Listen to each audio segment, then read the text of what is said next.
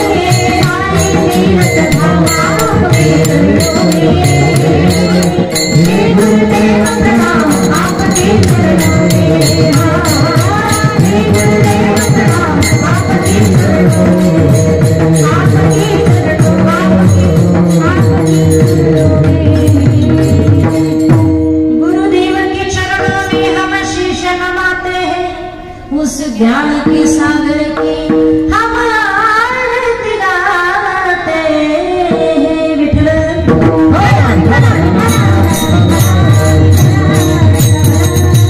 शुद्ध बीजा पोटी भय रसाळ गोमटी मुखी अमृताचे वाणी देह देवाचे कारणे। प्रस्तुत प्राप्त स्थळी प्राप्त प्रसंगी ईश्वर चिंतनासाठी निवडलेला अभंग भारतभूमीचे चिरंतन सौभाग्य तत्व ज्ञानाधिष्ठित सिद्धांत धर्म व आदर्शाचे स्थान सकल कंठ विभूषित वैराग्याचे महामेरू वारकरी संप्रदायाच्या कळसस्थानी असणारे जगद्मान्य जगद्गुरु तुकोबा यांचा 4 चरणाचा उत्कृष्ट आणि मार्मिक अभंग आहे विठ्ठल।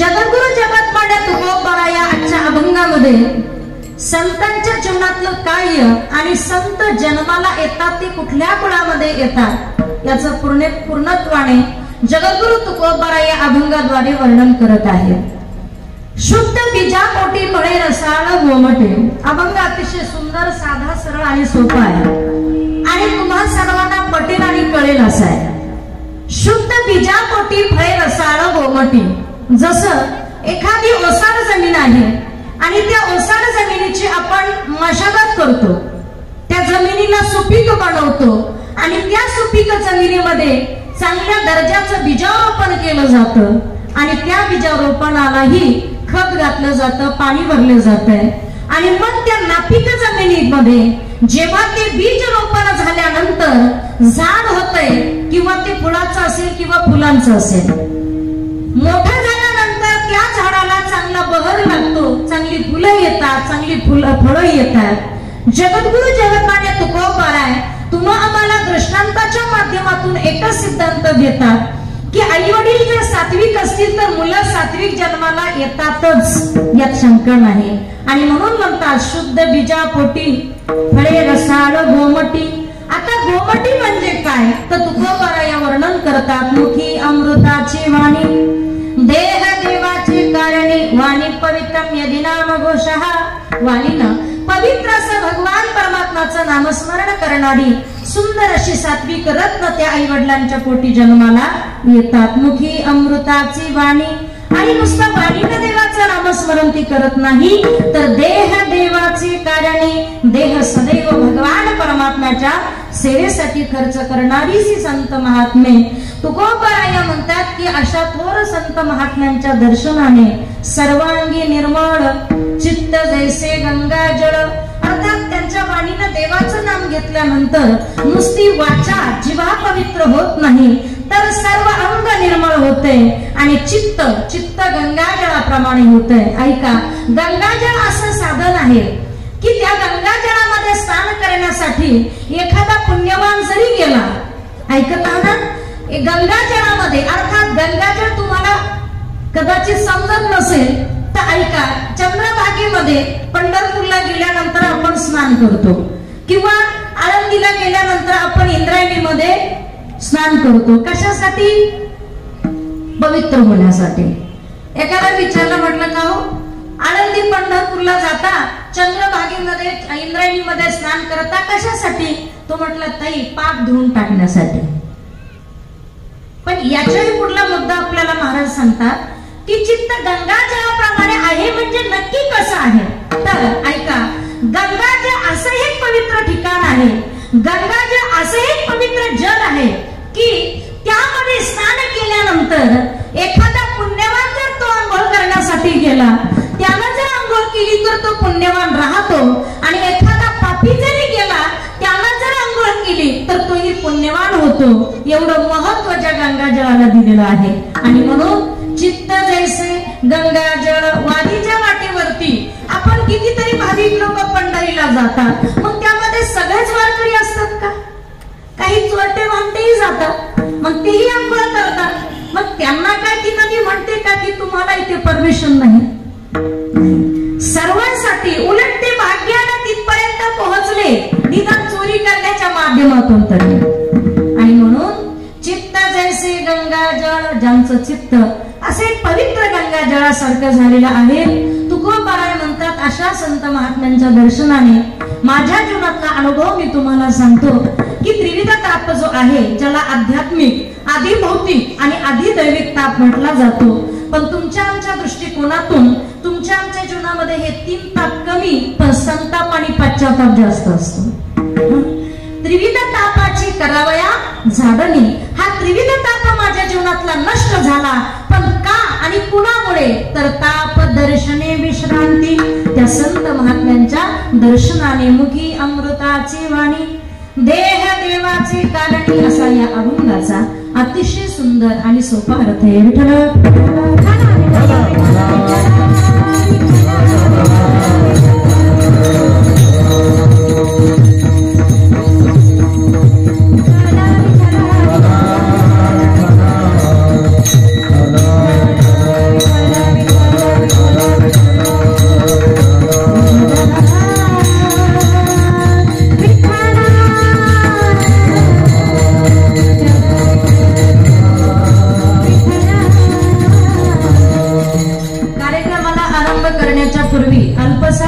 द्यायचा तो असा, मला रिटर्न आवाज द्या दादा, हात जोडून पाया पडून तुम्हाला सांगते, आवाज द्या मला रिटर्न जरा.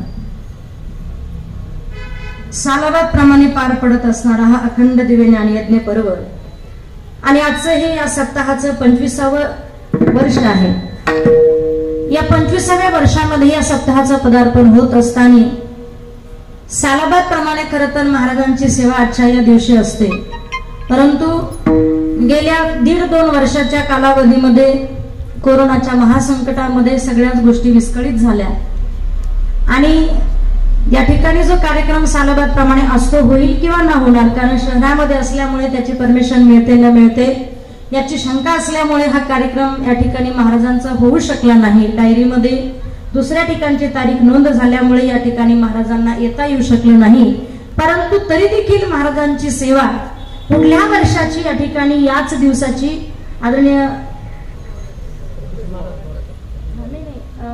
त्या पुढल्या वर्षाची याच दिवसाची आहे ना, पुढल्या वर्षाची पहिल्या दिवसाची जी कीर्तन रूपी सेवा आहे ती सेवा महाराजांची या ठिकाणी नोंद केलेली आहे. आणि म्हणून कार्य आहे चळवळीचे जो जो गर्गतयांचे, येथे भगवंताचे अधिष्ठान असे. या ठिकाणी आईसाहेब झिंगाई महिला मंडळ, जित्राई माता या ठिकाणी वैकुंठवासी गुरुवर्य आदरणीय मच्छिंद्र महाराज गोरे यांच्या प्रेरणेने आणि त्याचप्रमाणे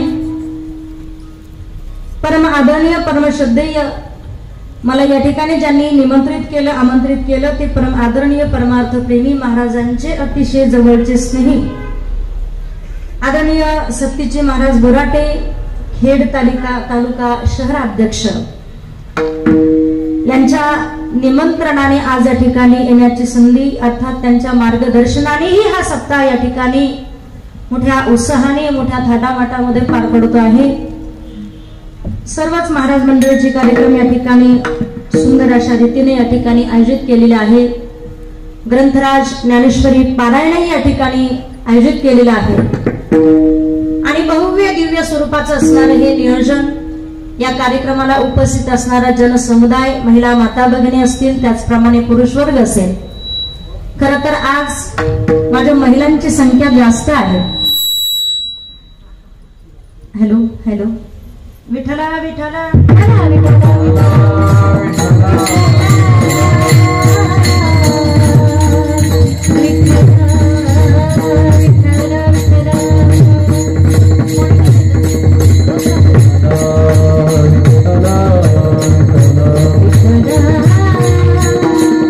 महिलांची संख्या या ठिकाणी भरपूर. नाणेकर दादा, हा विसरलेला ना.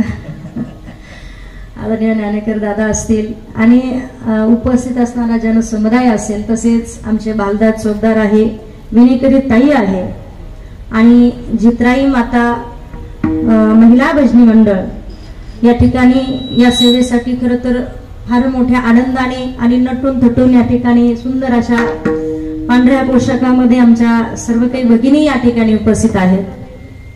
त्याचप्रमाणे आनंदी विद्या विभूषित असणारी आमचे सर्व दादा, याचा आवाज क्लिअर करा ना, पाया पडू का तुमचं? काहीतरी ते साऊंड तिकडे करा, तोंड शेट्टी मारतोय ते आवाज रिटर्न येत नाही मला, माझा आवाज स्टेज पुरताही पुरत नाही मला.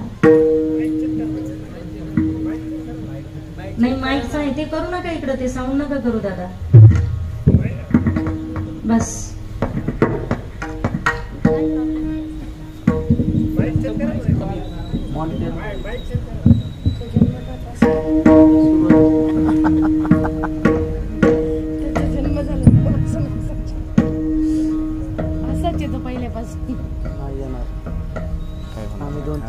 या ठिकाणी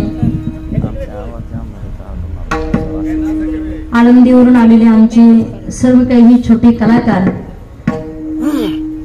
संत कृपा ज्ञानदान अन्नदान वारकरी शिक्षण संस्था, आळंदीवरून असणारे सर्व काही विद्यार्थीवृंद, त्याचप्रमाणे गायनाची साथ करण्यासाठी उपस्थित असणारे आमचे सर्व गुरुबंधू, मृदंग वादक, हार्मोनियम वादक असणाऱ्या ताई, सर्वांचं बहुमूल्य सहकार्य या ठिकाणी या कार्यक्रमासाठी लाभते आहे. तुका म्हणे मज घडो त्यांची सेवा, तरी माझ्या देवा पार नाही. तुकोबाराया म्हणतात की देवा मला अशा थोर संत महात्म्यांची सेवा घडू दे, की त्या थोर संत महात्म्यांची सेवा घडल्यानंतर माझ्या दैवाला किंवा माझ्या सुखाला पारावारा राहणार नाही, अशा प्रकारचं सौभाग्य मी माझं समजते. आणि पुन्हा सर्वांच्या चरणी या ठिकाणी विनम्र अभिवादन करून या सेवेला जास्त उशीर न करता आरंभ करते. विठ्ठल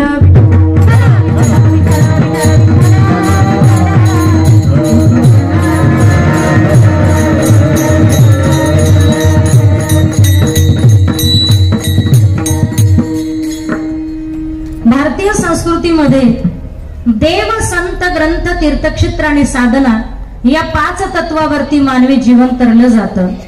देव म्हटलं तर विठोबा, संत म्हटलं तर ज्ञानोबा, ग्रंथ म्हटलं तर गीता आणि तीर्थक्षेत्र म्हटलं तर आळंदी पंढरपूर, आणि या सर्वांची मिळून केली जाणारी साधना म्हणजे नामसंकीर्तन साधन पै सोपे, जळतील पापी जन्मांतरीचे.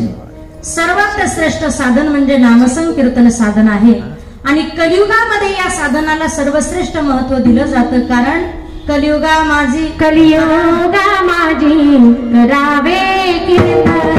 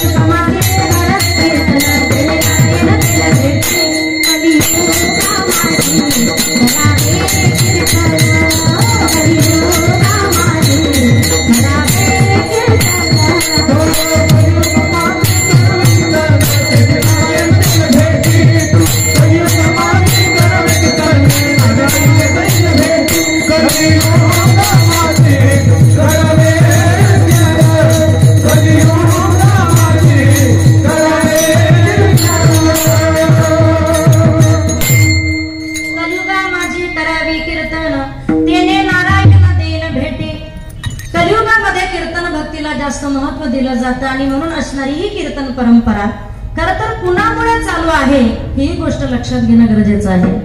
कारण महाराजांनी एके ठिकाणी असं वर्णन केलंय, कुळीची हे कुळदेवी गेली ठावे संतांनी. प्रत्येकाच्या कुळाला कुळदैवत आहे, पण ते आम्हाला ठाव केलं, माहित केलं, सांगितलं तर ते कुणी असेल तर केली ठावे संतांनी. तुम्हाला विचारलं तुमचं कुळदैवत कुठलं आहे? आमचं आम्ही सांगू की नाही, आम्हाला आमच्या आजी आजोबाने सांगितलंय, आमच्या आई वडिलांनी सांगितलंय. त्यांना विचारलं नाही, आमच्या आई वडिलांनी सांगितलंय. ही पिढ्या चालत असणारी परंपरा आपण सांगू शकतो. परंतु त्या पिढीला कुणी सांगितलं असं म्हटलं तर तिथे एक उत्तर येतं आणि ते म्हणजे संत आहे.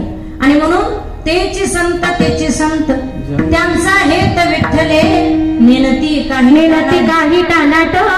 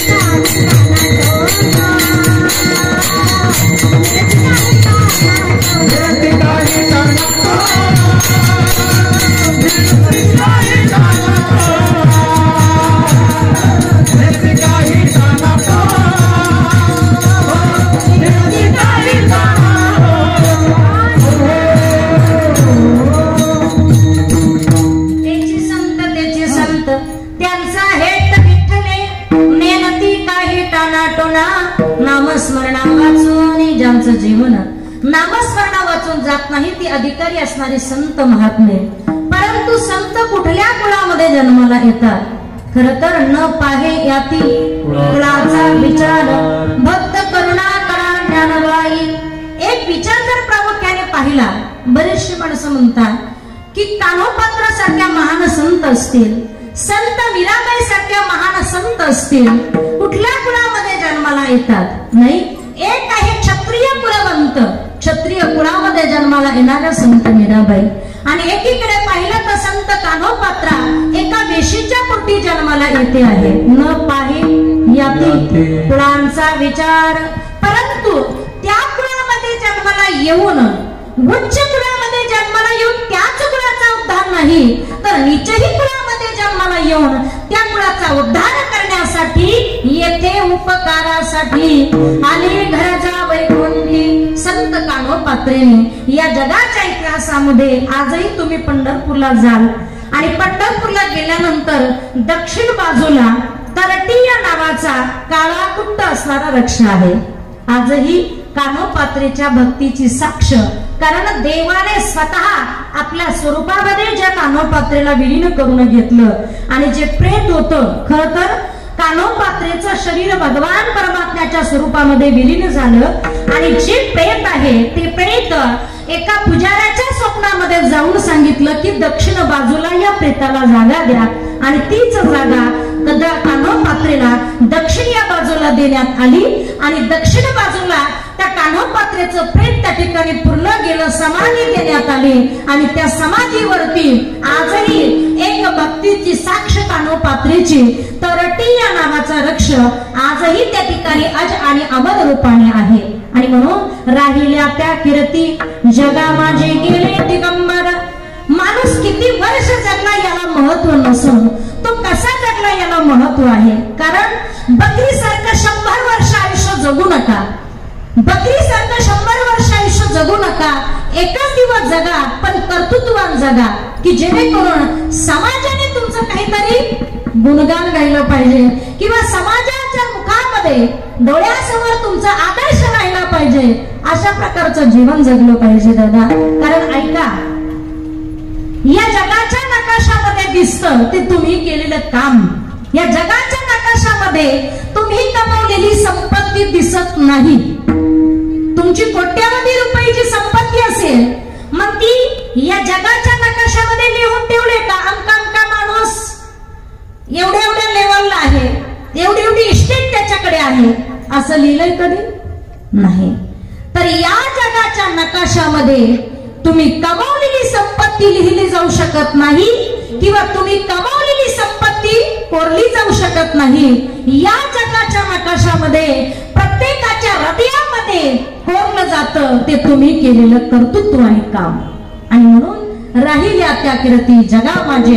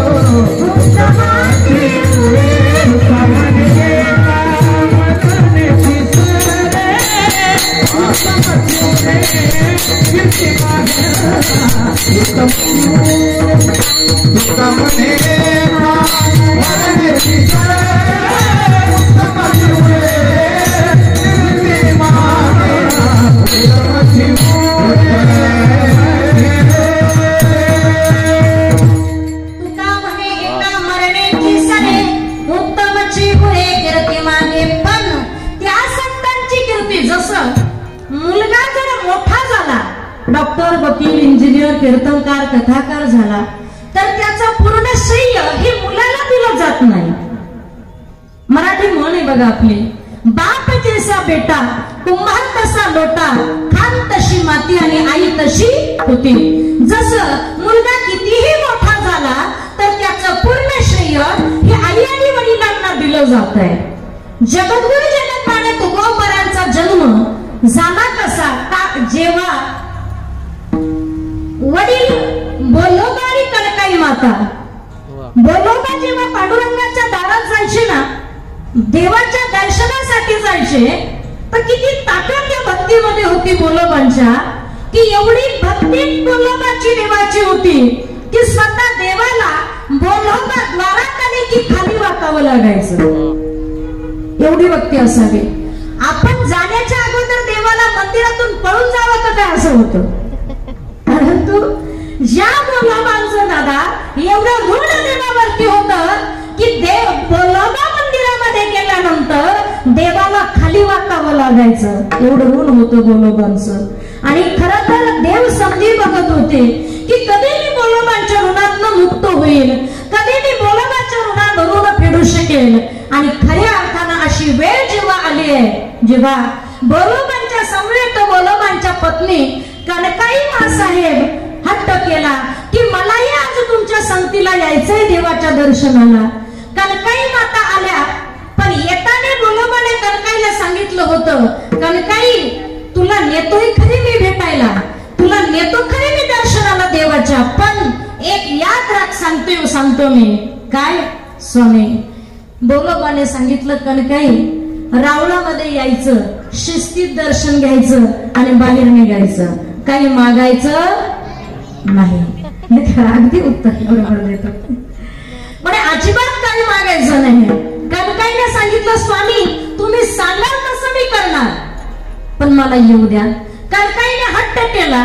बोलोबा देवाचं दर्शन घेण्यासाठी गेले. कनकाई पाठीमागनं गेल्या. बोलोबाने दर्शन घेतलं, बाहेर आले, पण कनकाईने दर्शन घेतल्याबरोबर डोळ्यातनं अश्रू आले. का? बाईची जात हा कुठलाच देव सुनासेवी ठेवीत नाही. मागण्याची आस पाहे मुखाकडे जोडून या कर तिष्ठतसे. तुम्ही पा, या देवाला नवस करील, त्या देवाला नवस करील, नाही का, नाही पुरा झाला तर पुन्हा देवालाच नाव ठेवेल. आणि मग बोलोबा दर्शन घेऊन बाहेर आले, पण कनकाई माता तिथे थांबल्या आणि डोळ्यातनं अश्रू आले. त्यावेळेला पुजाऱ्याचा वेश देवाला धारण केला. आता देव आहे तो चतुरा, तो शिरोमणी नाही, तो काय करणार काय नाही, साधा पुजारी होऊ शकत नाही का? पुजारी झालाय आणि मग कनकाईच्या पाठीमागे उभा राहिलाय. कनकाईचे डोळे भरून आलेले, डोळे पुसले आणि पुन्हा रिटर्न होणार. तो पुजारी बाबाने पाहिलं. पुजारी होता कोण? पांडुरंग परमात्मा.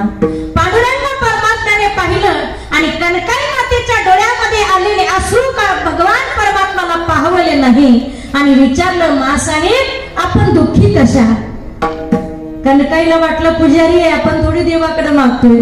पुजाऱ्याला सांगायला लागला, पुजारी बाबा, अहो पुत्र संतती नाही आणि म्हणून समाजाकडे त्रास होतोय, घरातली माणसंही त्रास देतात आणि म्हणून त्या गोष्टीचा थोडासा वियोग किंवा दुःख झालं आणि म्हणूनच हे दुःख कुणाला सांगावं कुणाला सांगू नये कळत नव्हतं. देवाच्या दारात आल्याबरोबर टपकन डोळे भरून आले, नाही मी दुःखी नाहीये, कारण पतीची आज्ञा माहित होती. मी सांगितलं होतं की काही मागायचं नाही. पुन्हा डोळे पुसले, बाहेर निघायला लागल्या. पुजारी बाबांनी थांबवलं, कनकाई मासाहेब हे फळ द्या. ओटीमध्ये फळ टाकलं आणि या पुजाऱ्याने कनकाई मातेला सांगितलं, कनकाई मासाहेब घाबरू नका, तुमच्या कुळामध्ये असा मुलगा जन्माला येणार आहे की असा मुलगा जन्माला येणार आहे तो संपूर्ण कुळाचा उद्धार करणारा ठरणार आहे. आणि खूप आनंद झाला, कारण स्त्रीचं श्रीपण जेव्हा झाड पूर्ण होतं त्याला फळ किंवा फूल येतं, मंदिर पूर्ण होतं जेव्हा त्याला कळस चढवला जातो, तसं स्त्री जीवन पूर्ण होतं जेव्हा ती एखाद्या बाळाची आई होते, तेव्हा स्त्रीला श्रीपण येत असतं. आणि मग आनंद झाला. आनंदाच्या भरामध्ये रावळाच्या बाहेर कनकाई मासाहेब निघाल्या. आनंदित दिसल्यामुळे बोलोबाला शंका आली. बोलोबाने कनकाईला विचारलं, कनकाई एवढ्या आनंदी दिसताय, काहीतरी मागितलं असावं? नाही स्वामी, काही मागितलं नाही हो. मग एवढ्या आनंदी कशा? आपल्या ओटीमधलं फळ बोलोबांना दाखवलं आणि सांगितलं, स्वामी पुजारी बाबांनी आशीर्वाद दिलाय. काय? पुजारी बाबांनी आशीर्वाद दिलाय की पुत्रवती भव आणि तुझ्या कुळामध्ये असा मुलगा जन्माला येणार आहे की तो सर्व कुळांचा उद्धार करणारा ठरणार आहे आणि या जगाचं कल्याण करणारा होणार आहे. महाराज बोलोबांना शंका आली, अरे मी तर आताच दर्शन घेऊन बाहेर आलो, कुठला पुजारी नव्हता आणि कनकाई मातेच्या पाठीमागून कुठून पुजारी आला? जाऊन बोलला पाहता तर कसला पुजारी आणि कसलं काय? कनकाईला सांगितलं, कनकाई तो पुजारी नसून तो दुसरा कोणी नसून माझा पंढरीश पांडुरंग परमात्मा होता आणि त्या देवाने तुम्हाला साक्षात आशीर्वाद दिला की पुत्रवती भव. आणि म्हणून तुम्ही चुकलात, तुम्ही मागताना चुकला नाही. कनकाई मातेला बोलोबा म्हणतायत की तुम्ही मागताना चुकला, जा पुन्हा परत देवाकडे आणि देवाला म्हणावं, देवा माझ्या पोटी असा मुलगा जन्माला घाल जो कुणाचा तर उद्धार करणारा ठरेल, पण तो रात्रंदिवस तुमची सेवा करणारा असणार आहे. असा मुलगा जन्माला दे. कनकाई माता पुन्हा रावळामध्ये येतात आणि भगवान परमात्म्याच्या चरणावरती नतमस्तक होतात. देवा चुकले मी, स्वामींनी सांगितलं होतं काही मागायचं नाही, परंतु अपेक्षा आहे ना, का माणसाला या प्रपंच प्रणिपात अवस्थेमध्ये जगत असताना अपेक्षा लागते ती चांगली.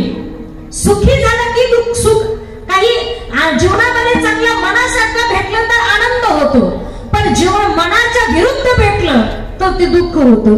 उदाहरणार्थ कोरोनामध्ये काही कुटुंबातली माणसं दगावली, त्यावेळेला त्या कुटुंबाला देवाबद्दल द्वेषही वाटू लागला, पण काही कुटुंबाला त्या कुटुंबातली माणसं योग्य तऱ्हेने बरी झाली तेव्हा ती देवाला मानायलाही तेवढीच लागले. म्हणजे हाही बराचसा मोठा फरक आहे ना. परंतु मानवी जीवन असं आहे, जर तुमच्या माझ्या जीवनामध्ये देवाने सगळं काही सुखात घेऊन टाकलं असतं तर मला वाटतं की कीर्तन, भजन, पूजन, सप्ताह, ज्ञानेश्वरी, पारायण हे कोणी करायलाच तयार झालं नसतं. निदान थोडंफार दुःख दिलंय म्हणून या धर्म मंडपात येऊन तरी बसतात. कभी सुख है कभी दुख है, इसका नाम जीवन है. कभी सुख है कभी दुख है, इसका जीवन है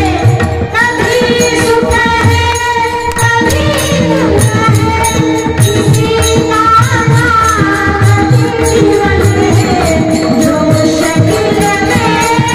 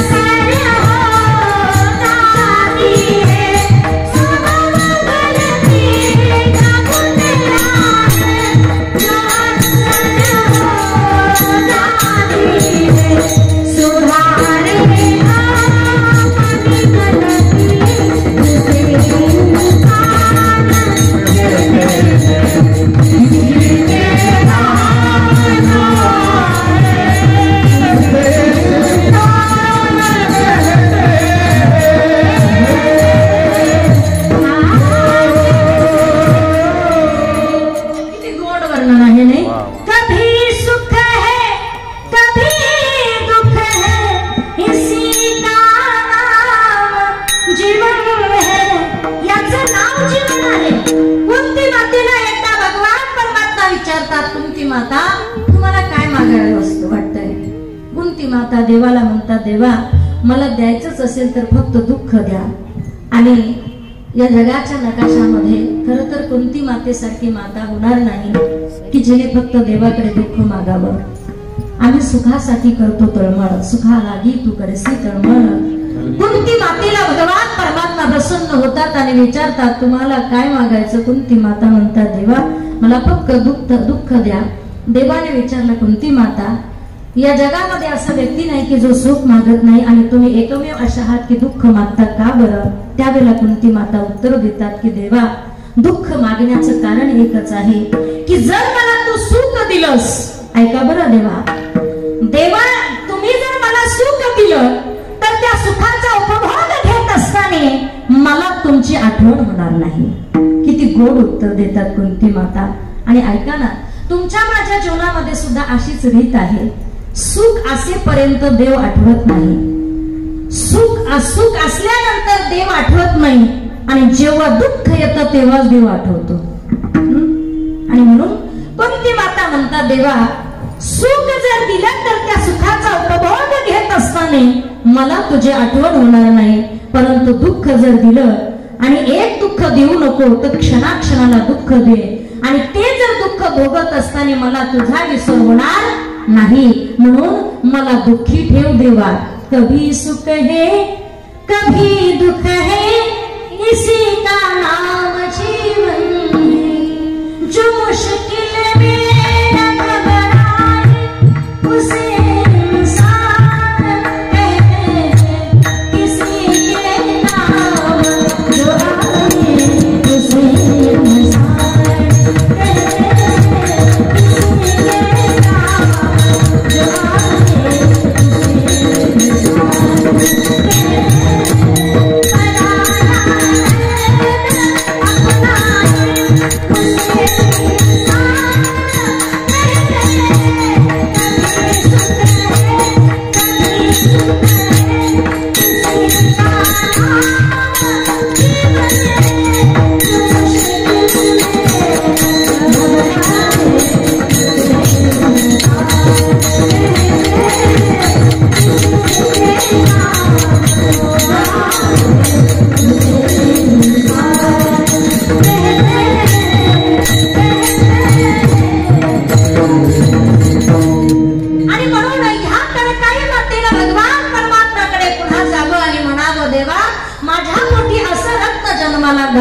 की जे फक्त तुझी सेवा करणारा असणार आहे आणि तेच रत्न म्हणजे जगद्गुरु जगतमान्य तुकोबाराय आहे। नाही का तुकाराम नाम घेता कापे धन्य तुकोबा समर्थ जेने केला हा पुरुषार्थ।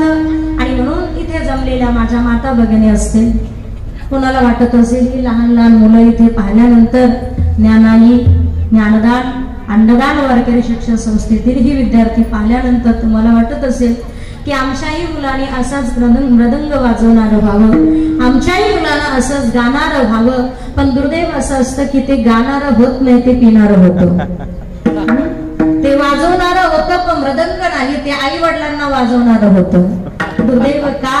ते संस्कार आपण त्या मुलांना तसे देऊ शकत नाही आणि म्हणून ते संस्कार देण्याचं काम आई करत असते। आणि याचं वर्णन जगद्गुरु तुकोबाराय अभंगाच्या प्रथम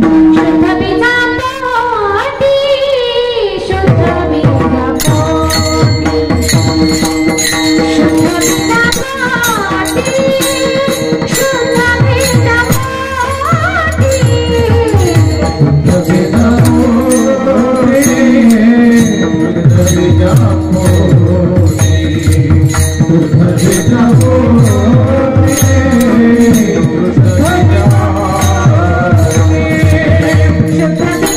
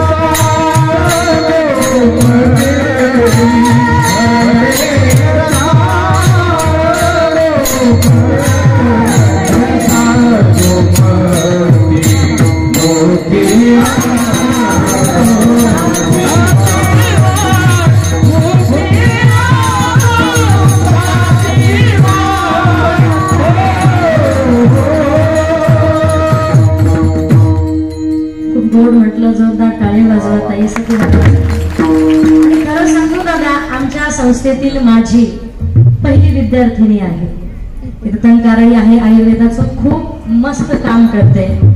आणि आता परवाकडे आमच्या संस्थेतील मुलगी दादा स्वाभिमानाने सांगेल, आम्ही एवढे कष्ट घेतल्यानंतर आमच्या मुलांनी जीवनात यशस्वी व्हावं यापेक्षा आमची श्रीमंती दुसरी कुठलीच नाही.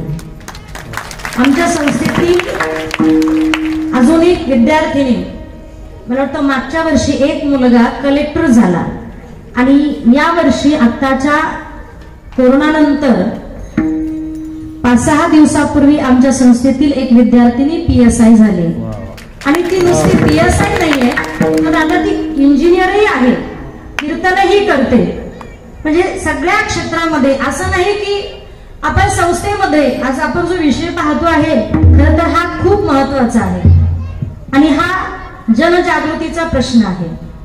खरं तर आज सावध होणं गरजेचं आहे. संस्थेमध्ये जी मुलं आपण टाकतो शिक्षण घेण्यासाठी, मग बऱ्याचशा पालकांना असं वाटतं की आमच्या मुलांना मृदंगच वाजवला पाहिजे.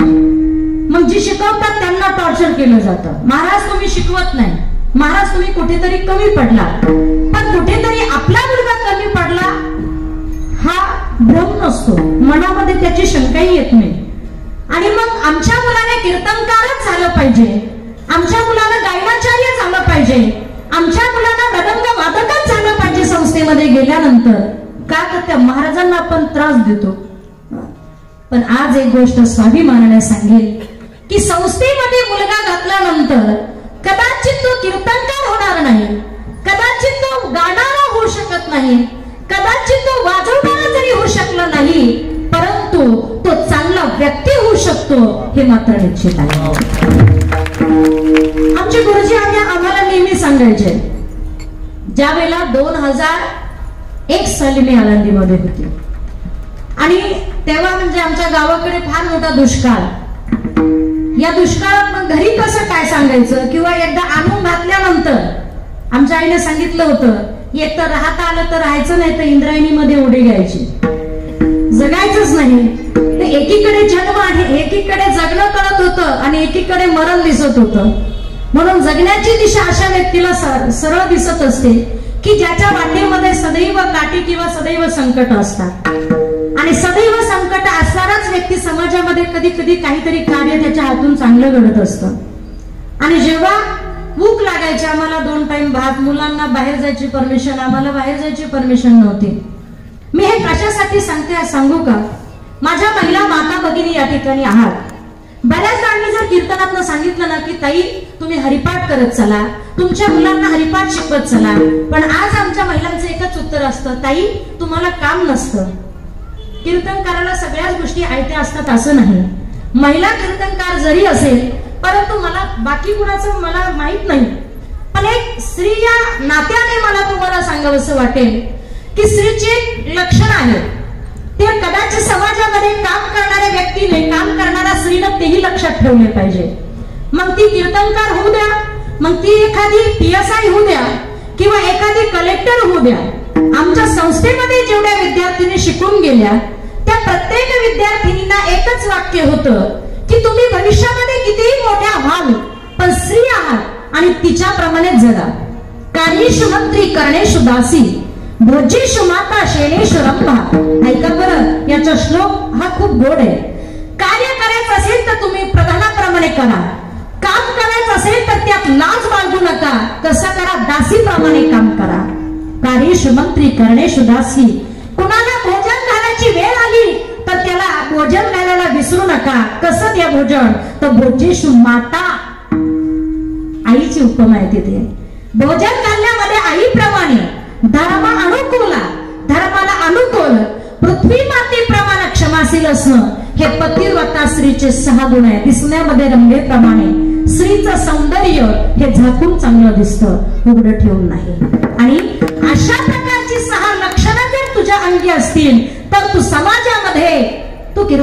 असणार किंवा तू कुठेतरी वेगळा घटक आहे. समाजाने तुमच्याकडनं काहीतरी आदर्श घ्यावा, अशा प्रकारचं काहीतरी जीवन तुमचं असलं पाहिजे. समाजाला ज्या अगदी तुम्ही आम्ही सांगता, फक्त समाजापुरता मर्यादित सांगता, तुमच्या पुरतं नाहीये.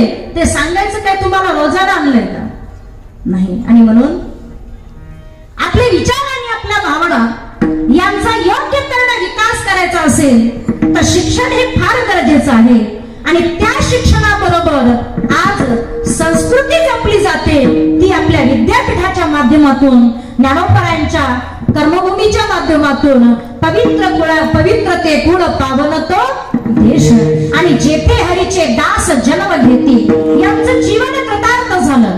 न जाणं भविष्यामध्ये त्यांच्याकडनं कधीच वाईट होणार नाही का? ऐका, या ठिकाणी जमलेल्या माझ्या महिला आहे. तुमच्या घरातील एक तरी मुलगी कॉलेजला जाते, बरोबर? तुमच्या कुटुंबातली एखादी मुलगी कॉलेजला जाते. आज ती 7ही दिवस तिचे आठवडाभर ती कॉलेजला जाते, पण रविवारची मात्र तिला सुट्टी असते. आणि म्हणून माझे हात जोडून विनंती आहे की तुमच्या कॉलेजला जाणाऱ्या मुलीला रविवारच्या दिवशी ज्ञानेश्वरी ग्रंथाचा एक अध्याय वाचायला सांगा.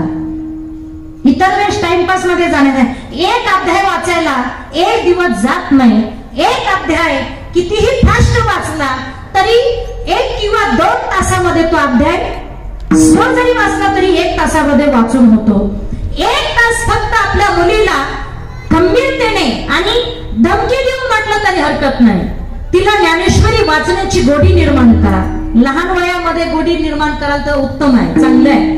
पण कॉलेजला जाणाऱ्या मुलीला जर तुम्ही आठवड्यातनं 1 अध्याय ज्ञानेश्वरीचा वाचायला सांगाल ना, तर तुमची मुलगी तुम्ही कॉलेजला बिनधास्त पाठवा, घाबरायची गरज नाही. तिच्या हातून कधीच वाईट कृत्य घडणार नाही किंवा तिच्या मनामध्ये कधीच वाईट विचार येऊ शकत नाही. ही ताकद आमच्या ज्ञानेश्वरी ग्रंथाची आहे. आणि भारतीय धर्मग्रंथ ही महत्वाचे आहे. आज ती जपणं सुद्धा गरजेचं आहे, काळाची गरज आहे. आज धर्मग्रंथ लोपत चालली आहे. या ठिकाणी ज्ञानेश्वरी पारायण ठेवले आपण. दादा किती माणसं आहे ज्ञानेश्वरी पारायणासाठी? 40 माणसं आहे ना, बरी म्हणावं लागेल. काही ठिकाणी ज्ञानेश्वरी पारायण असेल सप्ताहामध्ये तर 2, 4, 5 अशी माणसं असतात.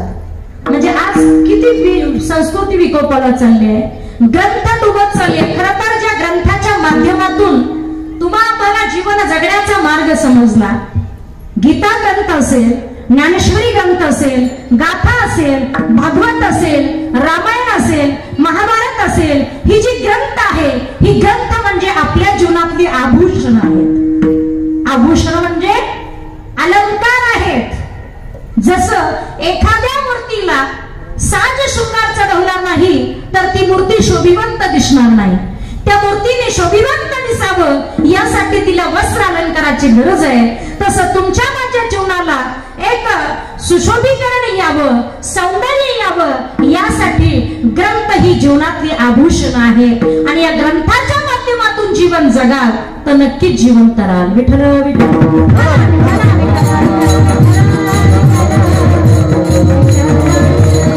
आज आपली लहानशी मुलं आहे, इतरत्र धर्मामध्ये त्या धर्माचं आचरण केलं जातं. मला धर्माबद्दल बोलायचं नाही, पण एक गोष्ट मात्र त्याची जाणीव तुम्हाला करू द्यायची आहे.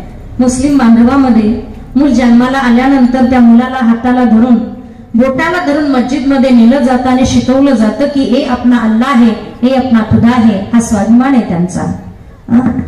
आज मला सांगा की आतापर्यंतच्या इतिहासामध्ये तुमच्या कुळामध्ये जन्माला आलेला मुलगा, इथे माझे बांधव बसलेले आहेत, कुणी आजोबा असतील, कुणी वडील असतील, आतापर्यंत कुणी आपल्या लहानशा 1-2 वर्षाच्या मुलाला बोटाला धरलं आणि पांडुरंगाच्या गावात नेलं आणि गावातल्या मंदिरामध्ये नेऊन त्याला सांगितलं की हे आपला भगवान आहे?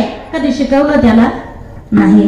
कधी ग्रंथ म्हणजे काय, हे ज्ञानेश्वरी ग्रंथ आहे, हे भागवत ग्रंथ आहे, हा गाथा ग्रंथ आहे, हा तुकोबाने लिहिला, हा ज्ञानोबाने सांगितला, हा सच्चिदानंद बाबाने लिहिला, भगवान श्रीकृष्णाने अर्जुनाला सांगितला. कधी सांगितलं आपण? हित ग्रंथ सोडा ना, पण साधा सर्व ग्रंथांचा सार म्हणजे काय आहे? हरिपाठ मुखे जरी गाय पवित्रची हो या देह त्याचा. साधा हरिपाठ आपल्याकडनं होऊ शकत नाही हो. तुम्ही स्वयंपाक करत असाल, तुमच्या मुलाला खुर्चीवर बसवा, त्याच्या हातात त्याने हरिपाठाचं 5 रुपयाचं पुस्तक आहे फक्त. कुठं प्रवासात जायचं असेल तरी खिशात वागू शकतो असं आहे. 5 रुपयाचं हरिपाठाचं पुस्तक तुमच्या मुलाच्या हातामध्ये द्या. त्यालाही पुढे म्हणायला सांगा, तुम्हीही त्याच्या पाठीमागे म्हणा. आणि 1 महिनाभर जर तुम्ही तुमच्या मुलाच्या हातामध्ये हरिपाठाचं पुस्तक देऊन त्याला वाचायला शिकवलं तर 1 महिन्यामध्ये तो हरिपाठ त्याचा पूर्ण तोंडपाठ झाल्याशिवाय राहणार नाही. ताकद आहे हरिपाठाची. आणि मुखे जरी गाय पवित्रची होय देह त्याचा, पण आपण तेही करत नाही. दुर्दैव आहे. आणि म्हणून आज मुलांना हरिपाठ माहित नाही, काकडा माहित नाही, गाथा माहित नाही, ज्ञानेश्वरी माहित नाही. पण एक गोष्ट मात्र सत्य आहे की त्याला जर विचारलं ना की कोरोना नंतरचं गाजलेलं गाणं कोणतं,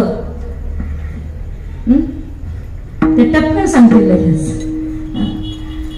ही फार मोठी शोकांतिका आहे.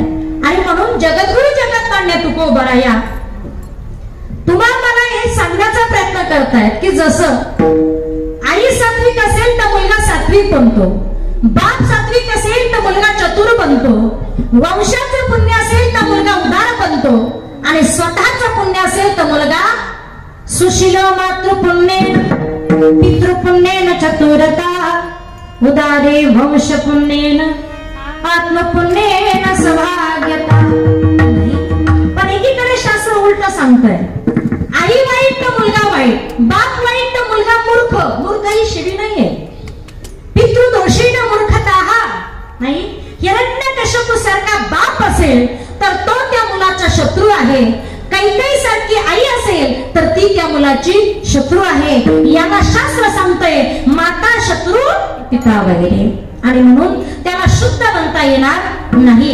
पण एकीकडे असा प्रश्न उद्भवतो की हिरण्यकश्यप राक्षस आहे आणि हिरण्यकश्यपच्या कुळामध्ये भक्त प्रल्हादासारखा सुपुत्र जन्माला येतो. त्यावेळेला तुकोबराय उत्तर देतात अभंगाच्या दुसऱ्या मुखे अमृताची वाटे, मुखे अमृताची वाटे, मुखे अमृताची वाटे, मुखे अमृताची वाटे, मुखे अमृताची वाटे, अमृताची वाटे, मुखे अमृताची वाटे, मुखे अमृताची वाटे, मुखे अमृताची वाटे, मुखे अमृताची वाटे, मुखे अमृताची वाटे, मुखे अमृताची वाटे, मुखे अमृताची वाटे,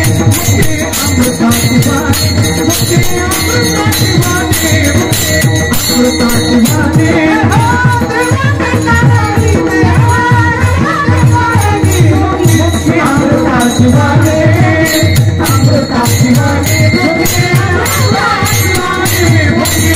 अमृताची वाटे. देह देवाचे कारणे.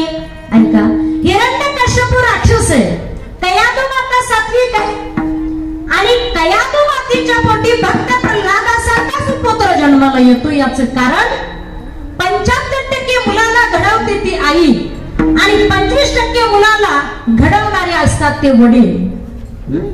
75% संस्कारामध्ये मुलगा आईच्या घडत असतो. आणि म्हणून सुशील मातृपुण्येन असं म्हटलं जातं.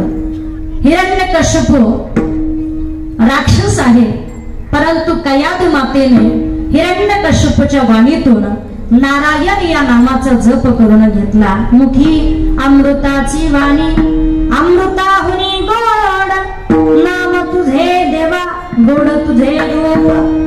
सर्वांचा मालिक असणारा भगवान परमात्मा आणि त्याचं नाव ईश्वर को जान बंदे मालिक तेरा वही है. ईश्वर को जान बंदे मालिक तेरा वही है. ईश्वर को जान बंदे मालिक तेरा वही है.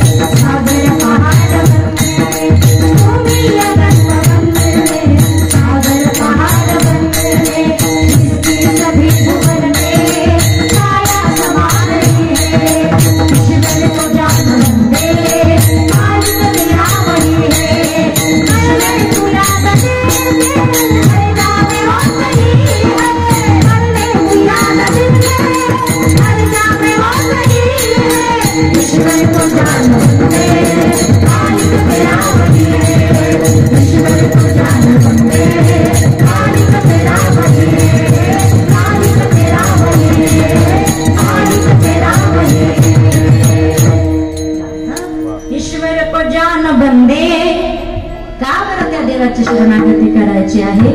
मालिक तेरा वही है, तुझे अंगारी जाणो स्वतंत्र, देतात मनसी पात्रा पात्र, ते कैवल्य ऐसे पवित्र वैरी आहे, निधले ऐसा कृपावंत कोण, माझ्या मिठाई वाचून. आणि म्हणून मालिक तेरा वही है, याची जाण कर ले तू याद दिल से, हर जा में वो सही है, भूमि अगन पवन में, सागर पहाड़ बन में. या भूमीमध्ये, पृथ्वी मातेमध्ये सुद्धा तो भगवंत आहे, सागरामध्ये, समुद्रामध्ये तो आहे, नवे नवे डोंगरामध्ये तो आहे, सर्वव्यापी असणारा तीरामध्ये हा देही एक सूर्यप्रकाशाचा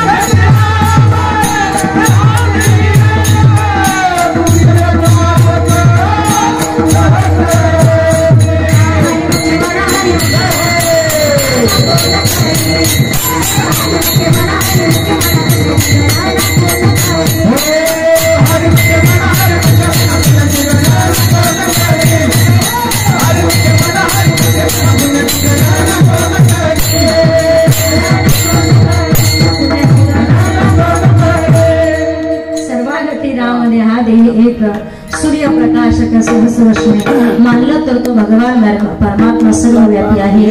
आणि म्हणून आपण सकाळी झोपेतनं उठल्यानंतर, माझ्या महिला माता भगिनी झोपेतनं उठल्यानंतर या हाताला नमस्कार करतात आणि धरती मातेला वंदन करतात.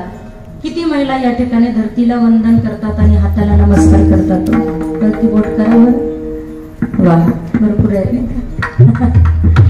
का करावं आणि काय म्हणावं हेही त्यांना माहित आहे, परंतु सांगून देते. ओघामध्ये आलाय विषय म्हणून. कराग्री वसते लक्ष्मी, करवल्ले सरस्वती, कर मध्ये तू गोविंदम, प्रभाते कर दर्शनम, समुद्र वसने देवी, पर्वतस्तन मंडले, विष्णुपत्नी नमस्तुभ्यम, पदस्पर्श क्षमास्वमे. हे श्लोक म्हणतात का बरं म्हणतात? टाइमपास म्हणून नाही, तर याचा अर्थ असा आहे, जरी तुम्हाला येत नसेल तरी तुम्ही नुसतं हाताचं दर्शन आणि मातीचं दर्शन घेऊ शकता, भूमीचं दर्शन घेऊ शकता. का बरं? ऐका. या हातामध्ये सरस्वतीचं अधिष्ठान आहे, या हातामध्ये लक्ष्मीचं अधिष्ठान आहे आणि या हातामध्ये कर्मध्ये तू गोविंद भगवंत आपल्याला मोक्ष प्राप्तीचं अधिष्ठान आहे. तीन अधिष्ठान, तीन देवता या हातामध्ये बसलेल्या आहे. विद्येची देवता सरस्वती ही या हातामध्ये, कराग्रे वसते लक्ष्मी, लक्ष्मी करमुल्ले सरस्वती, सरस्वती आहे. लक्ष्मी म्हणजे धनप्राप्ती देवता, सरस्वती म्हणजे विद्येची देवता आणि करमध्ये तू गोविंदम, प्रभाते कर दर्शनम. आजच्या दिवसभरामध्ये अनेक सांगू सुभाषितकारांनी एक वाक्य सांगितलंय, हस्तस्य भूषणम दानम, सत्यम कंठस्य भूषणम. हाताला शोभा दान देण्यामध्ये. ऐका, स्नान से जितनी शुद्धि है उतनी शुद्धि चंदन से नहीं, मान से जितना पेट भरे उतनी तृप्ती भोजन से नहीं. नाही तर मग कीर्तनकार येताना 1000 जण ज्याच्या हातात नंबर जाईल ते फोन करतो, महाराज लवकर या, 9 ते 11चा टायमिंग आहे. पण कीर्तन संपल्यानंतर महाराज तुम्ही सुखरूप पोहोचलात का असं मला तर सोडा, पण या सर्व गुरुजनांना सुद्धा कोणी कळत बसत नाही किंवा विचारत बसत नाही. मला मुद्दा एकच सांगायचा आहे, अतिथी देवो भव. आपल्या घरी आलेला पाहुणा त्याला आपण मान देतो. पाचवी पक्वानाचं जेवणाची गरज नाही, तुम्ही आल्यानंतर त्याचा आदरातिथ्य करणं, त्याला समाधानपूर्वक त्याची स्तुती करणं ही खरंच गरज आहे, नाही का? मानसी जितना पेट भरे उतनी तृप्ति भोजन से नहीं, स्नान से जितनी शुद्धि है उतनी तृप्ति उतनी शुद्धि चंदन से नहीं, दान को हाथों पर शोभा है बंदी और कंगन से नहीं, और ज्ञान से हासिल है मुक्ति छापामार मुंडन से नहीं।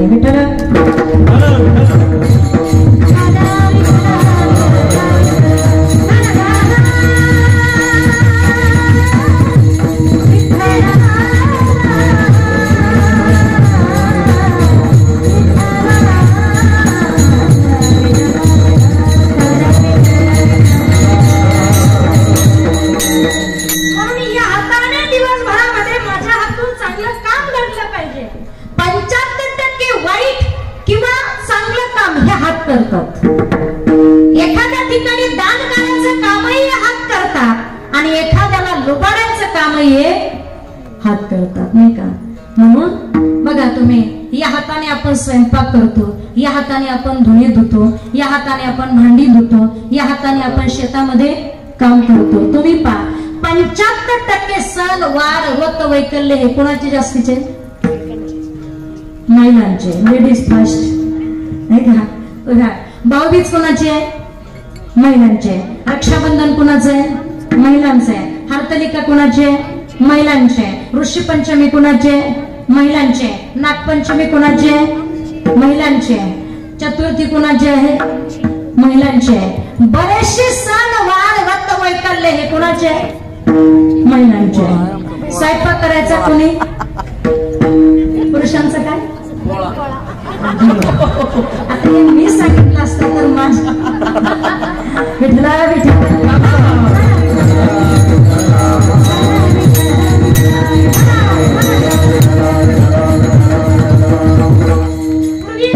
बघा, गोड म्हण होती चूल आणि मूल। स्त्रीचं काम काय आहे?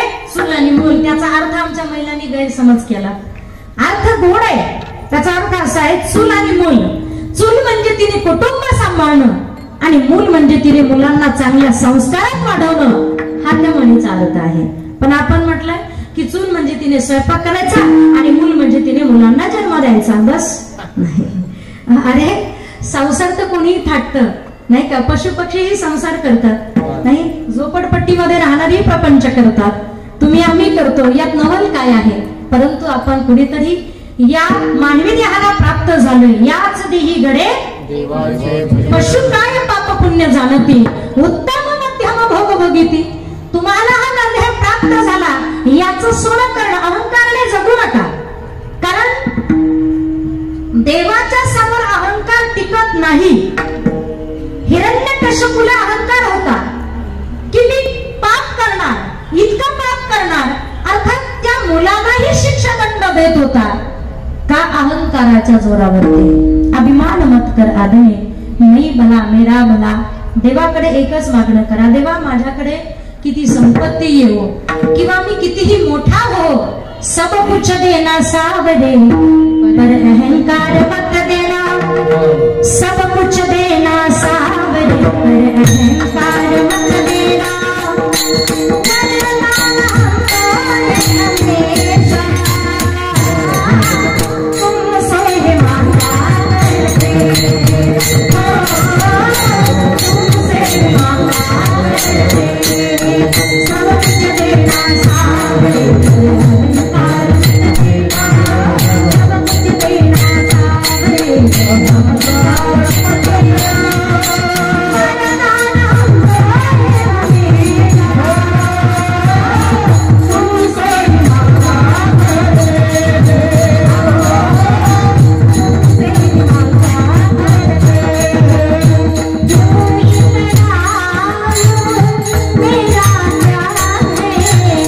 सब कुछ तो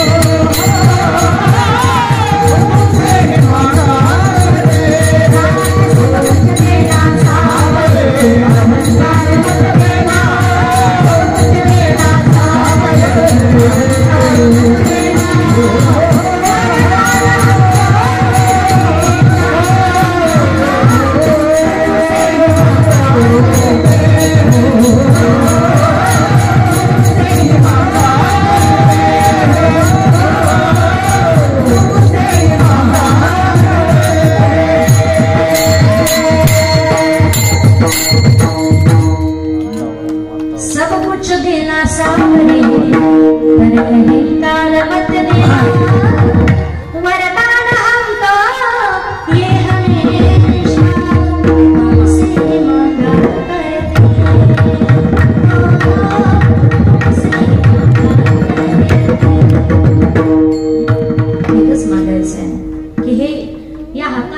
हातून आजच्या दिवसामध्ये चांगलं काम घडलं पाहिजे, कोणाच्या एखाद्या म्हाताऱ्या व्यक्तीची सेवा घडली पाहिजे, एखाद्या अतिथीची सेवा घडली पाहिजे, कुणाला ग्लासभर पाणी तरी माझ्या हाताने गेलं पाहिजे, कुणा ठिकाणी एखाद्या सप्ताहाच्या ठिकाणी माझ्या ऐपतीप्रमाणे वर्गणी त्या ठिकाणी गेले पाहिजे. हस्तस्य भूषणम दानम, दानाने हाताला शोभाय.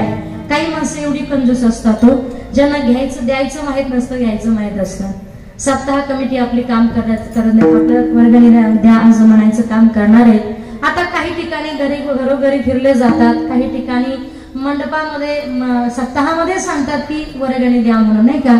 मग घरोघरी जर गेला महाराज वर्गणी द्या असं म्हटलं की का हो अजून 7 दिवस सप्ताह अवकाश आहे आणि आज लगेच उतावळे झाले होय तुम्ही, देऊ 2-4 दिवसांनी. पुन्हा कमिटी मागे जाते. 4 दिवसाने गेले की साहेब 4च दिवस झाले, अजून 3 दिवस सप्ताह आहे ना, पळून चाललो का गाव सोडून, जा देतो 2 दिवसाने. 2 दिवस निघून जातात. शेवटच्या दिवशी काला झाल्यानंतर पुन्हा कमिटी म्हणते साहेब वर्गणी राहिली होती तुमची. मग साहेबांचं एक उत्तर असतं, आता सप्ताह झाल्यानंतर कशाला तुम्हाला वर्गणी लागते. जोडणी या धाना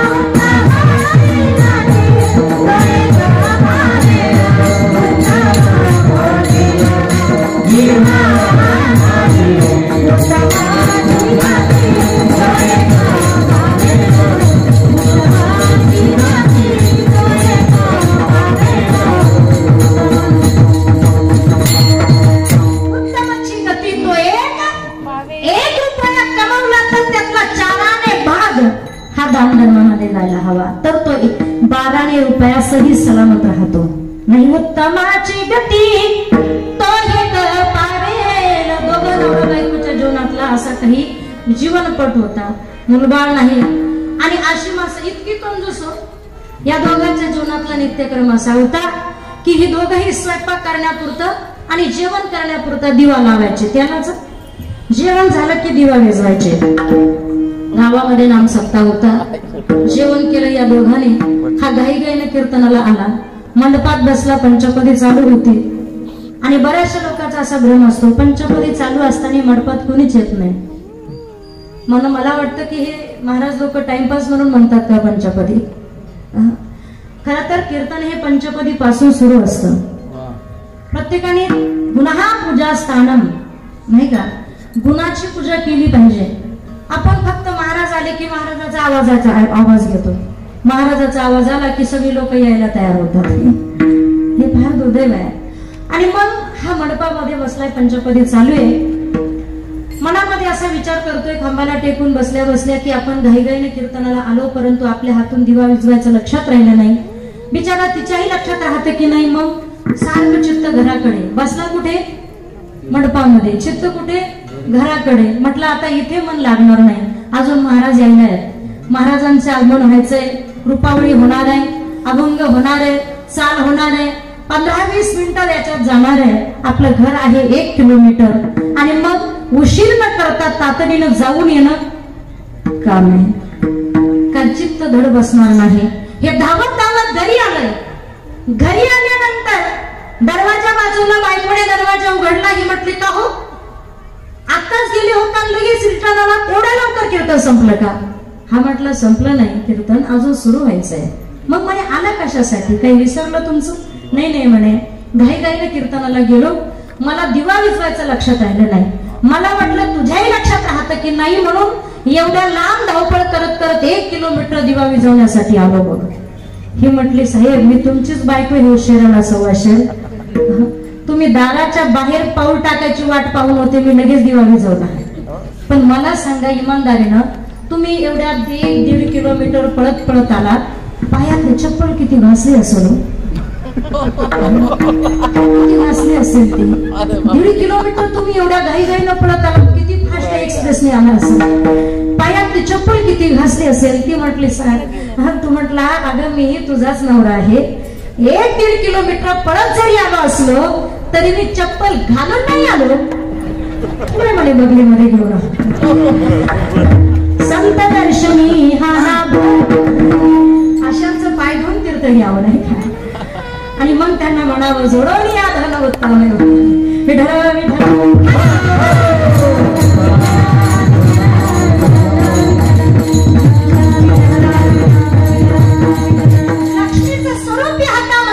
पण ते दानाने शोभत, आणि भगवंताचं स्वरूप हातामध्ये जे उद्धार करून देतोय, आणि विद्येचं स्वरूप हातामध्ये ते तुम्हाला जीवनामध्ये यशस्वी बनवतोय. म्हणून असतं या हाताला दर्शन घ्यावं.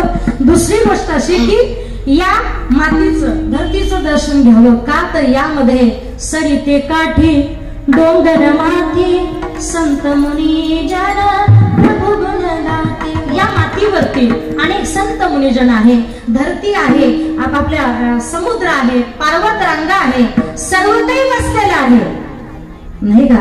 एवढी ती दयावान आहे, हिच्यावरती पाप करणारे जास्त आहे आणि पुण्य करणारे कमी आहे, तरी देखील ती स्थिर आहे. किती दयाळू आहे हो.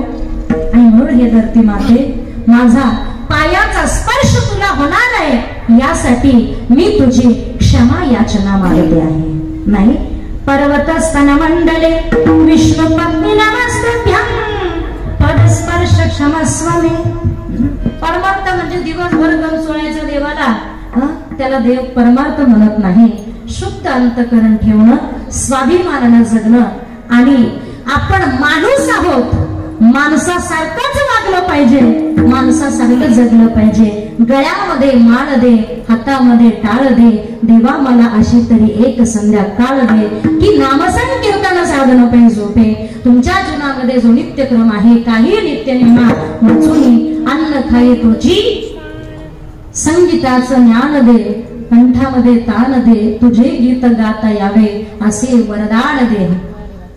मायेसाठी माय दे, वारीसाठी पाय दे, तुझी कृपा कामधेनु अशी एक गाय दे. दिवसभर काम दे. तुम्ही दिवसभर काम करता, राब राबताय, कुणी शेतामध्ये जातं, कुणी कंपनीमध्ये जातंय. हा उदरनिर्वाहाचा एक भाग आहे. दिवसभर काम दे, पोटापुरतं दाम दे, परंतु चिंता दूर करावया ओठी तुझे नाम दे. विठ्ठल विठ्ठल.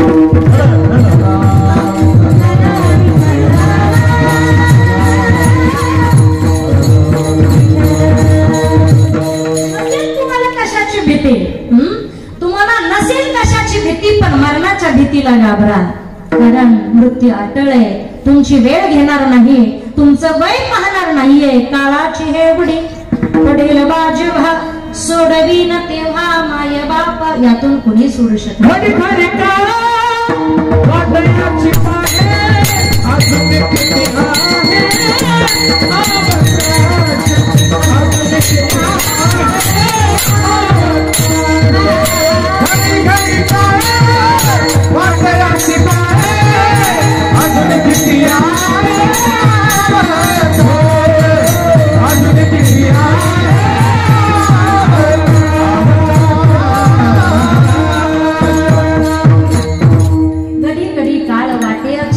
अजूनही किती आहे अवकाश. काल तुमची आयुष्याची वाट बघतो आहे, आणि सोडवेन तेव्हा माय बापा नाही का. आणि म्हणून जीवन जगा, पण चांगलं जगा. मुखी अमृताची वाणी जगद्गुरु तुकोबराय म्हणतात, वाणीनं पवित्र देवाचं नामस्मरण करा, आणि देह देवाचे कारणे. हे केल्यानंतर सर्वांगी निर्मळ चित्त जैसे गंगा जळ. वाणीनं पवित्र देवाचं नाम घेतल्यानंतर नुसती वाणी पवित्र होत नाही, तर सर्व अंग निर्मळ होत आहे. मनोजीवासना तोडून केली विमोडी, मणिपुर नगर पाहता दुर्गती मोडी. काम क्रोध मत्सर अहंकार जोडी, अखंड परमानंद सेवुनी उभवी उडी. ज्यांनी आपल्या मनात घडवला, कामक्रोधाधिकांचा विमोढ केला आणि त्यामुळे त्यांचं अंतकरण निर्वासना रहित झालं. ती खरे संत तुकोबाराय म्हणतात, त्या संतांच्या दर्शनाने माझ्या जीवनातला त्रिविध ताप गेला.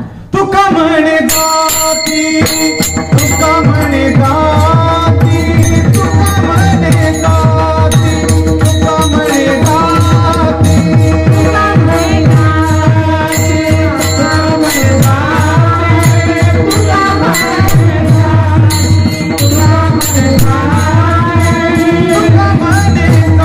म्हणे गाती, तुका म्हणे गाती, तुका म्हणे गाती, तुका म्हणे गाती, तुका म्हणे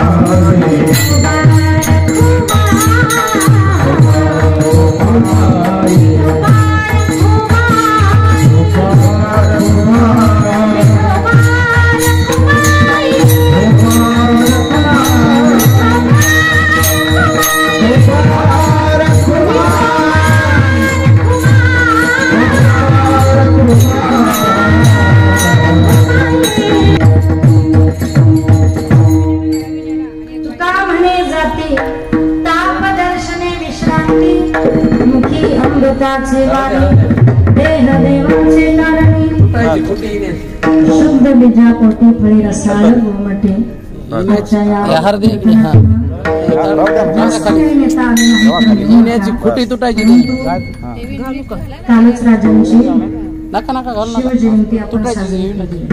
घाला माणसं म्हणतात की शिवजयंती आली तर तरुण वर्ग सावध होतो, नाही का? परंतु आमचं एखादं पाहिजे ना. शिवजयंतीला वर्षातनं राजांची मिरवणूक मोठ्या थाटामाटामध्ये आपण काढतो. राजांची प्रतिमा आपण डोक्यावरती घेऊन मिरवतो. छत्रपती राजांची प्रतिमा डोक्यावर घेऊन मिरवण्यापेक्षा राजांचे आचार आणि विचार आपल्या मनामध्ये रुजू करा, ती खऱ्या अर्थाने शिवजयंती होईल. प्यारा हिंदुस्तान है, गोपालों की शान है, वीरों का मैदान उसमें भक्तों का भगवान है. यहाँ पर हनुमान थे, अर्जुन से बलवान थे, महाराणा प्रताप उसमें शिवाजी के प्राण थे. कवियों की खदान है, गीता के गुणगान है, स्वामी विवेकानंद सारे भारत का अभिमान है. या देशाची ज्या देशामध्ये तुम्ही आम्ही जन्माला आला, हा देश महान आहे. भारत माझा देश आहे. महान आहे की यामध्ये दहांतर देवाचे झाले, अनेक संतांनी जन्म घेतले. स्वतःसाठी न जगता इतरांसाठी जगणारा वर्ग ज्या देशात जन्म घेतो, आणि म्हणून धरती सुनहरी अंबर नीला, धरती सुनहरी अंबर नीला, मौसम नीला, ऐसा दिल मेरा, ओ ऐसा दिल मेरा. भूल परिहा कोयल गाए, भूल परिहा कोयल गाए, सावन गिन के आए, ऐसा दिल मेरा, ऐसा दिल मेरा, ओ ऐसा दिल मेरा, ऐसा दिल मेरा. सुंदर अशा देशामध्ये तुम्ही सुजलाम सुफलाम देशामध्ये जन्माला आलात, आणि या भारत देशाला कलंक लागू नये अशा प्रकारचं जीवन जगा. या देशामध्ये जन्म घेणाऱ्या संत महात्म्यांनी जी संस्कृती आम्हाला दाखवली, त्या संस्कृतीने जाण्याचा प्रयत्न करा. जिथे स्वतःसाठी न जगता इतरांसाठी जगून ज्यांनी आपल्या प्राणाचं बलिदान केलंय, नुसतं शिवजयंती आल्यानंतर कपाळावरती चंद्रकोर काढली म्हणजे शिवाजी महाराज होणार आहे का? नाही. महिना 2 महिने अगोदरच दाढी वाढवतोय शिवाजी महाराजासारखी, शिवाजी महाराज होणार आहे का? नाही. त्यासाठी राजांचे विचार आपल्या मनामध्ये रुजू केले पाहिजे. त्याच दिवशी फक्त दारू पिऊन कुठेतरी डीजेवर नाचायचं, शिवजयंती मोठ्या थाटात आम्ही साजरी केली असं म्हणायचं नाही. राजा एखाद्या अनाथ आश्रमामध्ये जाऊन अनाथाची सेवा करा, राजांनी ती शिकवण केली आहे. एखाद्या ठिकाणी धर्म संकीर्तन ठेवा. आमचा राजा शिवछत्रपती विशेष एक होतं राजांच्या जीवनातलं, की राजा होता, परंतु राजा असूनही आमच्या जगद्गुरु जगतमान्य तुकोबरांच्या कीर्तनाला या देशाचा राजा 2 तास खाली बसून कीर्तन ऐकत होता.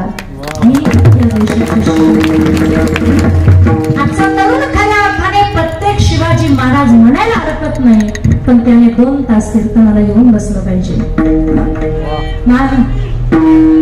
राजे तुम्ही पुन्हा जन्माला या, येतील राजे, पण मला वाटतंय की राजे जन्माला यायच्या अगोदर जिजाऊ जन्माला यायला हवी. जर जिजाऊ जन्माला आली नाही तर राजे कुठून येतील? माणसं म्हणतात राम राज्य यावं. ठीक आहे, येईल बाबा राम राज्य तुम्ही म्हणाल तर, पण राम राज्य येण्यासाठी काय लागतं? राम राज्य येण्यासाठी कौशल्य जन्माला यायला हवी ना. जर त्या कौशल्याला आपण अंतःकरणातून सांगते दादा, कौशल्याला जर आपल्या गर्भात तुम्ही मारून टाकत असाल, आपल्या गर्भात काढून टाकत असाल, तर राम राज्य येऊ शकत नाही. जर तुम्ही जिजाऊ सारख्या महान मुलीला जर या विश्वालाच दाखवत नसाल, हे विश्वच तिला पाहून शिवरायाची जिजाई, शिवरायाची जिजाई पूजित महाराष्ट्र सारा, मुजरावानाचा मानाचा जिजाईला, मुजरावाना मानाचा जिजाईला, मुजरावाना मानाचा जिजाईला, शिवरायाची जिजाई, शिवरायाची जिजाई,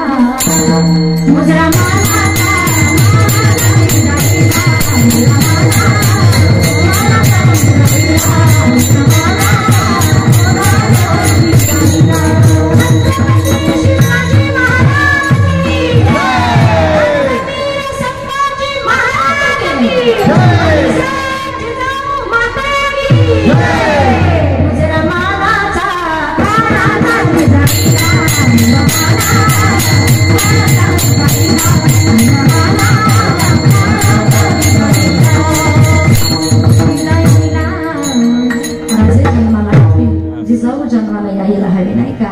आणि आज जिजाऊ आहे तो, परंतु टीव्ही पुढे बसून छत्रपती राजे घडत नाही.